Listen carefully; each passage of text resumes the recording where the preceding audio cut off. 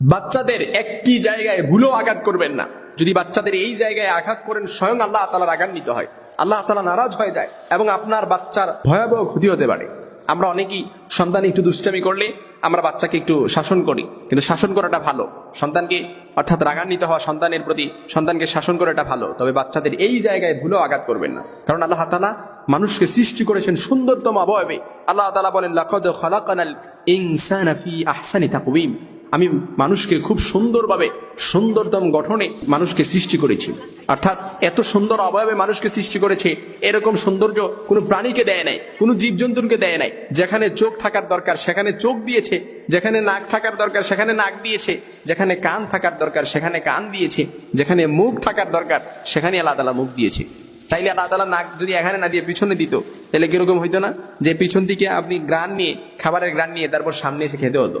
কিন্তু না, আল্লাহ তাআলা আমাদেরকে সুন্দরতম অবয়বে সৃষ্টি করেছেন। আল্লাহ তাআলা বলেন, আল্লাযী খালাকাকা ফাসাওয়াকা ফাআদালাক, আমি মানুষকে সুষমভাবে সুবিন্যস্তভাবে মানুষকে গঠন করেছি। সুবিন্যস্ত বুঝেন, অর্থাৎ হাত যেভাবে থাকার দরকার এইভাবে দিয়েছে, পা যেভাবে থাকার দরকার এইভাবে দিয়েছে, চোখ, নাক, মুখ, কপাল, আল্লাহ তাআলা সবগুলো আল্লাহ তাআলা যেভাবে দরকার সেভাবেই সুবিন্যস্তভাবে সাজিয়েছে।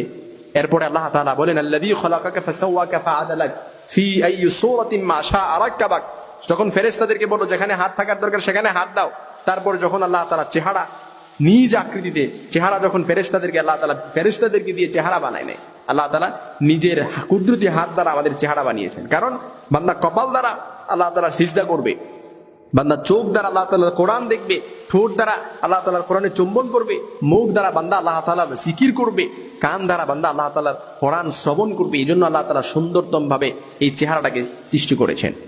বান্দা যদি গুনাহ করে, হাজার গুনাহ করছে, সব কিছু করছে, বান্দা যদি জাহান্নামেও যায়, এই চেহারা কিন্তু জাহান্নামে যাবে না।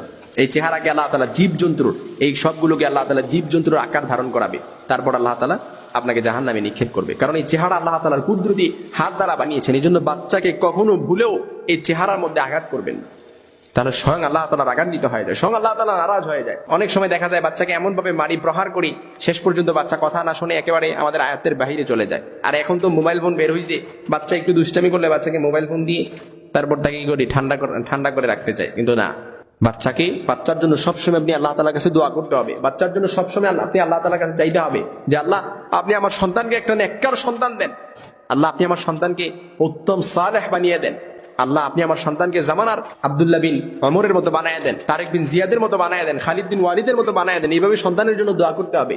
এই জন্য আপনার বাচ্চাকে লালন পালন এবং কর্তৃত্ব সবকিছু আপনার উপর। কুল্লুকুম রাঈ ওয়া কুল্লুকুম মাসউলুন আন রাঈয়াতিহি, এইটার জবাবদিহিতা আপনার কাছে, আপনি আল্লাহর কাছে করতে হবে। এটার জবাবদিহিতা, সন্তানের জবাবদিহিতা, আপনি সন্তানকে কিভাবে লালন পালন করছেন, কতটুকু টেক কেয়ার করছেন, সন্তানকে দ্বীনি শিক্ষা কতটুকু দিয়েছেন, এই প্রত্যেকটা জবাব আল্লাহ তাআলার কাছে দিতে হবে। এই জন্য সন্তান যদি কথা না শোনে, তাকে চোখে রাগান্বিত দেখাবেন, চোখ গরম করবেন, যদিও মারতে হয়, কিন্তু এই চেহারার মধ্যে মারবেন না। কারণ এই চেহারাটা স্বয়ং আল্লাহ তাআলার সৃষ্টি, এই চেহারাটা স্বয়ং আল্লাহ তাআলার সৃষ্টি। লাকাদ খালাকানাল ইনসানা ফি আহসানি তাকওয়িম সুম্মা রাদাদনাহু ফি আসফালা সাফিলিন। আবার আল্লাহ তাআলা বলেন, আল্লাযী খালাকাকা ফাসাওয়াকা ফাআদালাক ফি আইয়ি সূরাতিন মা শাআ রাক্কাবাক ফি আইয়ি সূরাতিন মা শাআ রাক্কাবাক। এই চেহারাটা স্বয়ং আল্লাহ তাআলা নিজের কুদরতি হাত দ্বারা এই সূরত আপনাকে দান করছে।